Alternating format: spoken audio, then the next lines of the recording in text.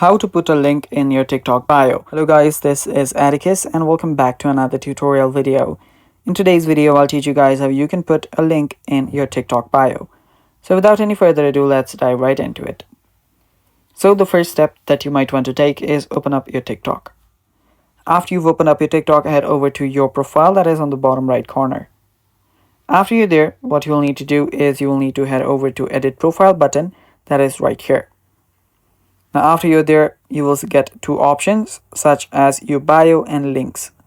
Now there is a different option for links, so you can head over there and there you will get different options such as Instagram and YouTube.